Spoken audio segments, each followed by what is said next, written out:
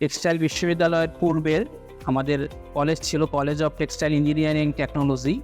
তখন আমাদের দুটা বিষয় ছিল, এদের ভিতরে jute technology and cotton technology. সেই কটন টেকনোলজি আজকে ডিপার্টমেন্ট অফ ইয়ার্ন ইঞ্জিনিয়ারিং। আমাদের ডিপার্টমেন্টের মূলিক কাজ হচ্ছে আমরা টেক্সটাইল বলতে যা বুঝি যে ম্যাটেরিয়ালস, অর্থাৎ basic materials, fibre, yarn and fabric, সেই জিনিস নিয়ে আমাদের ফ্যাকাল্টি পড়াশোনা।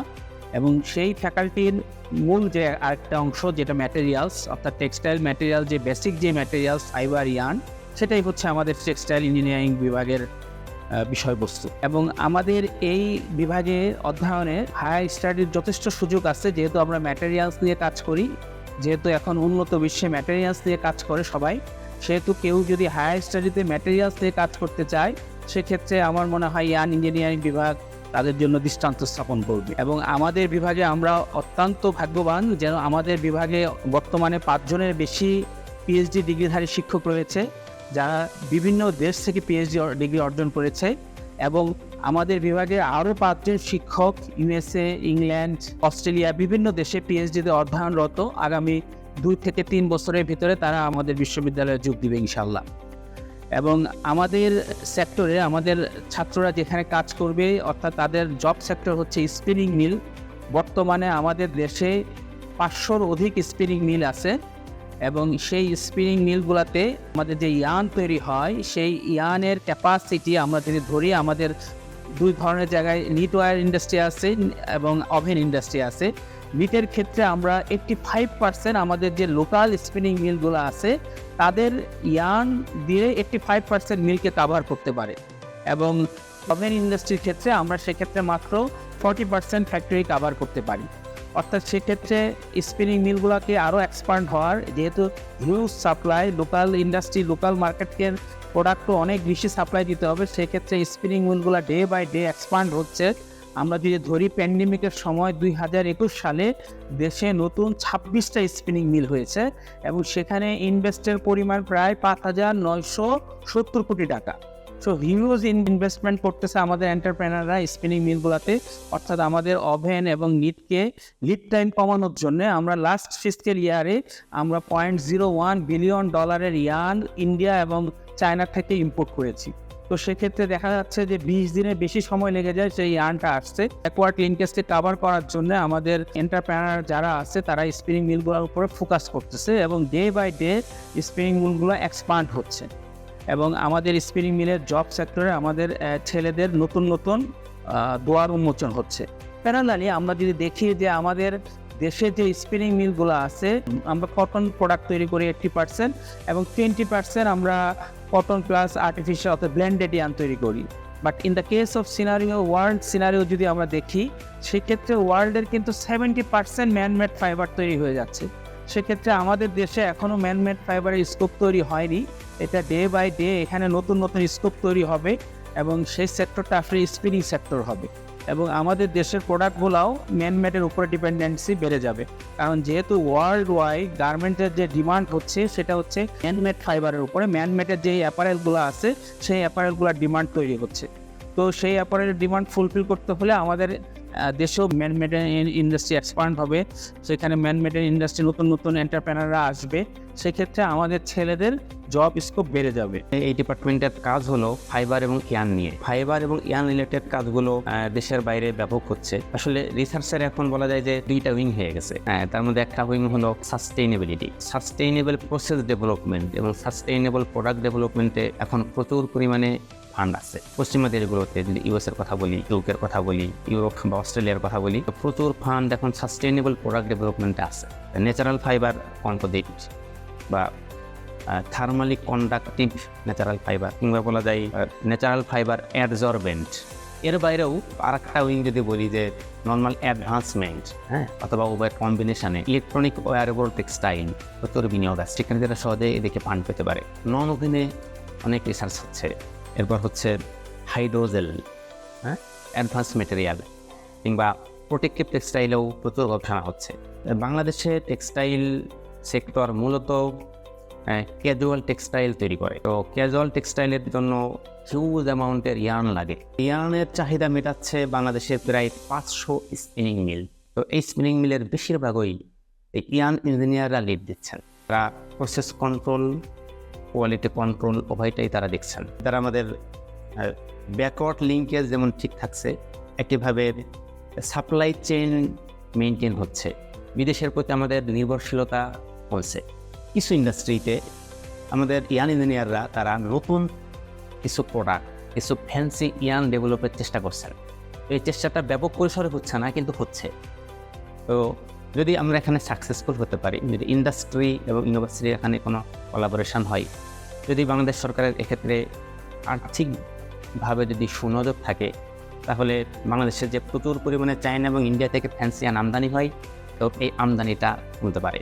এর বাইরেও ইয়ান ইঞ্জিনিয়াররা আলহামদুলিল্লাহ এতটুকু সক্ষম যে এই 500 স্পিনিং মিলের কোথাও প্রায় কোনো ইন্ডাস্ট্রিতেই আমাদের কিন্তু কোনো ফরেনার নাই। ইভেন আমাদের ইয়ান ইঞ্জিনিয়াররা তারা এন্টারপ্রেনার হচ্ছেন, তারা স্পিনিং মিল দিচ্ছেন এবং সেখানে শত মানুষের উপরে মানুষের এমপ্লয়মেন্ট হচ্ছে। হ্যাঁ, তো এটা আমাদের আসলে ডিপার্টমেন্টের একটা অ্যাচিভমেন্টই বলবো। আর একাডেমিক অ্যাচিভমেন্ট যদি বলি, আমাদের ডিপার্টমেন্ট শিক্ষক খুব কম। আর আমাদের গত প্রায় 4-5 বছরে একটু আমি দেখলাম যে অ্যারাউন্ড 50 Q1 থেকে Q4 জার্নাল পাবলিকেশন হয়েছে।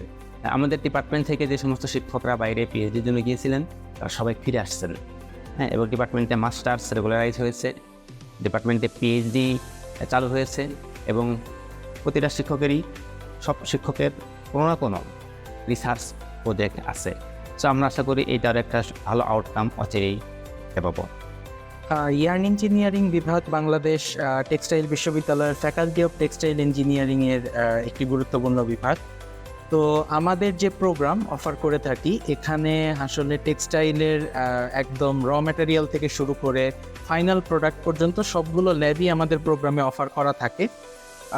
তারপরও আমাদের যে প্রোগ্রামটি রয়েছে, এটি বিশেষত টেক্সটাইলের দুটি ভেরি ফান্ডামেন্টাল ইউনিটস, সেটি হচ্ছে ফাইবার এবং ইয়ার্ন, এই দুটিকে কভার করে থাকে। তো সেই প্রেক্ষিতে আমাদের 3টি খুবই ওয়েল ইকুইপড ল্যাবরেটরি রয়েছে। তো ফার্স্ট অফ অল আমাদের রয়েছে কটন প্রসেস ল্যাবরেটরি বা short staple fibre processing laboratory নামেও এটি পরিচিত। তো এখানে আমাদের ইন্ডাস্ট্রিয়াল সেটআপের আদলে স্টেপ বাই স্টেপ ফাইবারের প্রিপারেশন প্রসেসিং থেকে শুরু করে একদম আউটপুট পর্যন্ত যে ইন্ডাস্ট্রিয়াল সেটআপের মেশিনগুলো রয়েছে, সেগুলো এখানে আমাদের সেটআপ করা আছে। সেকেন্ড, আমাদের রয়েছে জুট প্রসেস ল্যাবরেটরি, যেটি মূলত লং স্টেপল ফাইবার সম্পর্কিত যে ইন্ডাস্ট্রিয়াল সেটআপ, সেই মেশিনগুলো আমাদের এই ল্যাবে রয়েছে। এছাড়াও থার্ড রয়েছে আমাদের একটি টেক্সটাইল টেস্টিং এবং কোয়ালিটি কন্ট্রোল ল্যাবরেটরি, যেখানে টেক্সটাইলের বিভিন্ন প্রোডাক্ট, বিশেষত ফাইবার, ইয়ার্ন এবং ফেব্রিকের যে ইন্ডাস্ট্রিয়াল স্ট্যান্ডার্ডের বেসিসে যে টেস্টগুলো করা হয়ে থাকে ইন্ডাস্ট্রিতে, সেই মেশিনগুলোর সেটআপ রয়েছে। তো আমাদের প্রতিটা ল্যাবরেটরি ভেরি ওয়েল ইকুইপড এবং ইন্ডাস্ট্রিয়াল স্ট্যান্ডার্ডের সেটআপে তৈরি করা।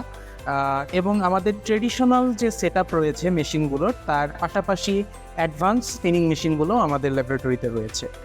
তো আমাদের হাইলি কোয়ালিফাইড সম্মানিত শিক্ষক মণ্ডলী এবং হাইলি এক্সপেরিয়েন্সড ল্যাব সহকারী যারা আছেন, তারা আমাদের এই মেশিনগুলোর একদম ইনস অ্যান্ড আউটস, অর্থাৎ র ম্যাটেরিয়ালস প্রসেসিং স্টেপস এবং গুরুত্বপূর্ণ যে পয়েন্টগুলো আছে, এমন হচ্ছে সেটিংস, তারপর প্যারামিটার্স, তারপর হচ্ছে মেশিনের বিভিন্ন পার্ট সম্পর্কে বিস্তারিত আলোচনা করে থাকেন।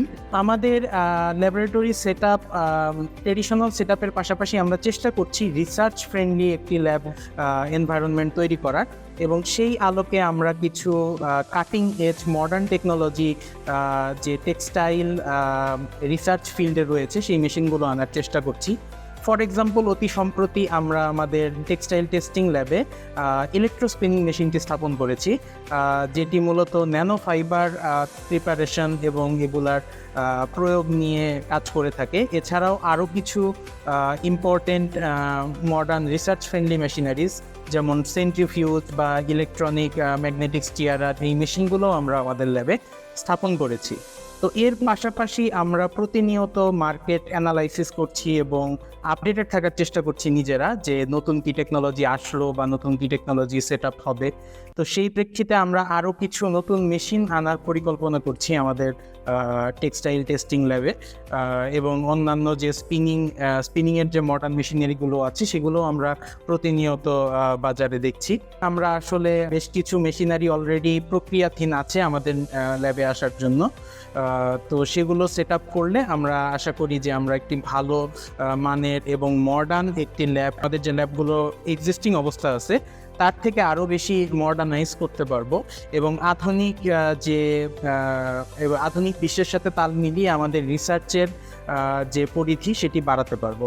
তো আমাদের উদ্দেশ্যই হচ্ছে স্টুডেন্টদেরকে ফাইবার এবং ইয়ার্নের ফিল্ডে যে আধুনিক এবং কাটিং এজ আপডেটেড যে টেকনোলজিগুলো আসছে সেগুলোর সাথে পরিচয় করিয়ে দেওয়া। আমাদের টিচাররাও প্রতিনিয়ত রিসার্চের কাজের সাথে যুক্ত আছে এবং আমাদের ল্যাবগুলোও প্রতিনিয়ত ইউজ হচ্ছে এসব কাজের জন্য।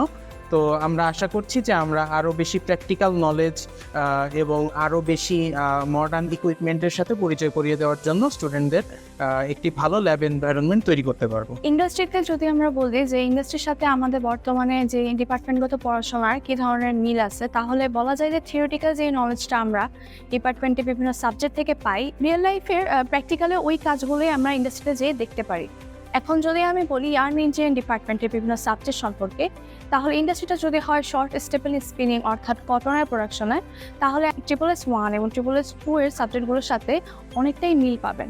হ্যাঁ, দেখা যেতে পারে যে থিওরিটিক্যালি আপনি যে নলেজটা পেয়েছেন তার সাথে ইন্ডাস্ট্রিতে কিছুটা তফাৎ থাকতে পারে, কিন্তু বেশিরভাগ জ্ঞানই আপনাদের টিচাররা যে ধরনের পড়াশোনা করিয়েছেন এবং বিভিন্ন ধরনের টার্মস এবং প্যারামিটার ব্যবহার করেছেন এগুলোর সাথে সবই মিল পাওয়া যাবে। আবার একটা ইন্ডাস্ট্রিতে দেখা যায় বিভিন্ন ধরনের ব্লেন্ড ইয়ার্ন নিয়ে কাজ হয়, অর্থাৎ কটন ফ্লাক্স, কটন জুট অথবা কটন ভিসকোস। তাহলে দেখা যেতে পারে যে লং স্টেপল স্পিনিং অর্থাৎ LSS সাবজেক্টটার সাথেও আপনারা একটা শর্ট স্টেপল স্পিনিং ইন্ডাস্ট্রির অনেকটাই মিল পাবেন। এখন যদি আসি নন ডিপার্টমেন্টাল এবং ডিপার্টমেন্টাল, সব ধরনের সাবজেক্টেরই কিন্তু একটা ইন্ডাস্ট্রিতে অনেক গুরুত্ব আছে। যেমন আমরা এখানে অ্যাকাউন্টিং, সোশিওলজি, ইকোনমিক্স, মার্কেটিং সহ সব ধরনের সাবজেক্টই পড়ব। একটা ইন্ডাস্ট্রি চালাতে যেমন আপনার ডিপার্টমেন্টাল সাবজেক্টের নলেজ দরকার আছে, তেমনি নন ডিপার্টমেন্টাল সাবজেক্টও আপনার একটা ইন্ডাস্ট্রিকে চালাতে অনেক বেশি প্রয়োজনীয়। যেমন ইন্ডাস্ট্রিতে কিন্তু একটা অনেক বড় ম্যান পাওয়ার নিয়ে কাজ করা হয়, তাহলে যদি আপনি সোশিওলজি এবং আদার সাবজেক্টগুলোর নলেজ না রাখেন তাহলে এই ম্যান পাওয়ারগুলোকে নিয়ে আপনি কাজ করতে পারবেন। আমরা অনেকেই এই ভর্তি হওয়ার শুরু থেকে চিন্তা করি যে আমরা রিসার্চ করব ভবিষ্যতে, হয়তো দেশে অথবা দেশের বাইরে। ইয়ার্ন ইঞ্জিনিয়ারিং ডিপার্টমেন্টে অনেক বড় একটা রিসার্চ ফিল্ড নিয়ে আপনি কাজ করতে পারবেন, কারণ এখানে কোর অর্থাৎ ফাইবার নিয়ে প্রথমত কাজ করা হয়। তো আপনি বিভিন্ন ধরনের ফাইবারের ব্লেন্ড থেকে শুরু করে ফাইবার প্রপার্টিস চেঞ্জ থেকে শুরু করে বিভিন্ন ধরনের মেশিন নিয়ে একসাথে কাজ করতে পারবেন। রিসার্চ কিন্তু বিভিন্ন ভাগে বিভক্ত, দেশের অভ্যন্তরে যেমন রিসার্চ করা যায়, দেশের বাইরে করা যায়, তেমনি আপনি একটা ইন্ডাস্ট্রিতে কাজ করে সেখানেও কিন্তু আলাদা একটা R&D সেক্টর থাকে, সেখানেও কিন্তু আপনি রিসার্চার হিসাবে চাকরিও করতে পারেন। ফোর্থ ইয়ারে আমাদের একাডেমিক পড়াশোনার মধ্যে একটা কোর্স থাকে যেটাতে ইন্টার্নশিপ করা হয় বিভিন্ন ইন্ডাস্ট্রিতে। ইন্টার্নশিপে গেলে পরে অনেকেই প্রশ্ন করে যে বর্তমানে আমি থিওরিটিক্যাল যে 3 বছর ধরে পড়াশোনা করলাম তার সাথে কি আমি ইন্টার্নের যে কিছু মিল পাবো কিনা। এই উত্তরটাই আমি বলবো যে হ্যাঁ, অবশ্যই মিল পাবেন। সবচেয়ে বেশি ইয়ার্ন ইঞ্জিনিয়ারিং ডিপার্টমেন্টে আপনি মিল পাওয়ার সম্ভাবনা আছে, কারণ স্পিনিং সেক্টরে যে মেশিনগুলো আপনি ল্যাবে দেখে আসবেন সেগুলোরই কনভেনশনাল ফর্মগুলোরই অটোমেটিকভাবে ইন্ডাস্ট্রিতে কাজ করা হচ্ছে। এখন প্রশ্ন আসতে পারে যে অটোমেটিক বিভিন্ন মেশিন যেহেতু ইন্ডাস্ট্রিতে কাজ চলছে, তাহলে কনভেনশনাল মেশিনগুলো দেখে কি আমরা বুঝতে পারবো কিনা। কনভেনশনাল মেশিনগুলোর গিয়ারিং এবং বিভিন্ন প্রসেসগুলো যদি আপনি না জানেন তাহলে ইন্ডাস্ট্রিতে যখন অটোমেটিকভাবে মেশিনগুলো চলবে তখন আপনি ঠিক বুঝতে পারবেন না। তাই এখানে থিওরিটিক্যাল নলেজটাই অনেকটা ইন্টার্নে 70 থেকে 80% কাজে আসে। ইয়ার্ন ইঞ্জিনিয়ারিং ডিপার্টমেন্টের বিভিন্ন ল্যাবেই বিভিন্ন শিক্ষার্থীরা বিভিন্ন প্রজেক্ট ডেভেলপমেন্টের সাথে সাথে যুক্ত আছেন। এরই ধারাবাহিকতায় 43তম ব্যাচের ছাত্রছাত্রীরা কাজ করেছিল কাটিং মেশিন নিয়ে, ইনোভেশন নামে সেই টিমে 5 জন ছিল, যারা হচ্ছে কাটিং মেশিন নতুনভাবে হচ্ছে তৈরি করে, এবং এই কাটিং মেশিনের গুরুত্ব স্পিনিং সেক্টরে অপরিসীম। যদি আমরা কো-কারিকুলাম অ্যাক্টিভিটিস নিয়ে কথা বলতে চাই, তাহলে ইয়ার্ন ইঞ্জিনিয়ারিং ডিপার্টমেন্ট কো-কারিকুলাম অ্যাক্টিভিটিসের দিক থেকে সমৃদ্ধ। এই ডিপার্টমেন্টে রয়েছে বুটেক্স স্পিনার্স ক্লাব নামে নিজস্ব একটি ক্লাব। এই ক্লাবের মূল উদ্দেশ্য হচ্ছে পড়াশোনার পাশাপাশি শিক্ষার্থীদের অন্যান্য অনেক ধরনের যে স্কিলস আছে সেগুলো ডেভেলপমেন্টের দিকে নজর দেওয়া। এছাড়া নিয়মিত ওয়ার্কশপ, সেমিনার আয়োজন করা, অ্যালামনাই টক্সের মতো ব্যাপার স্যাপার নিয়ে কাজ করে অ্যালামনাইদের সাথে বর্তমানে পড়ুয়া শিক্ষার্থীরা যে মেলবন্ধন তৈরি করে দেওয়ার ব্যাপারটা, সেটা হচ্ছে স্পিনার্স ক্লাব করছে। এছাড়াও স্পিনার্স ক্লাবের একটি নিজস্ব ম্যাগাজিন এবং সামনেই একটি ইয়ার্ন এক্সিবিশন করার প্রক্রিয়া চলমান রয়েছে। পার্সোনাল অ্যাচিভমেন্ট নিয়ে বা পার্সোনাল কো-কারিকুলাম অ্যাক্টিভিটিস নিয়ে কথা বলতে হয়, তাহলেই প্রথমেই তো আসে হচ্ছে সেই কাটিং মেশিনের গল্প। এরপরে ফিফা ওয়ার্ল্ড কাপে অংশ নিয়েছিল বুটেক্সের ইয়ার্ন ইঞ্জিনিয়ারিং ডিপার্টমেন্টের 44তম ব্যাচের একজন শিক্ষার্থী। ইউএস এমবেসির ইএমকে সেন্টার কর্তৃক আয়োজিত ইমার্জিং লিডার্সের টপ 5-এ ছিলেন বুটেক্সের ইয়ার্ন ইঞ্জিনিয়ারিং ডিপার্টমেন্টের 44তম ব্যাচের একজন শিক্ষার্থী। বিওয়াইএলসি, ইএমকে সেন্টার সহ নানা ধরনের অর্গানাইজেশনে ক্যাম্পাস অ্যাম্বাসেডর হিসাবে 44-45তম ব্যাচের অনেক শিক্ষার্থী কর্মরত আছেন।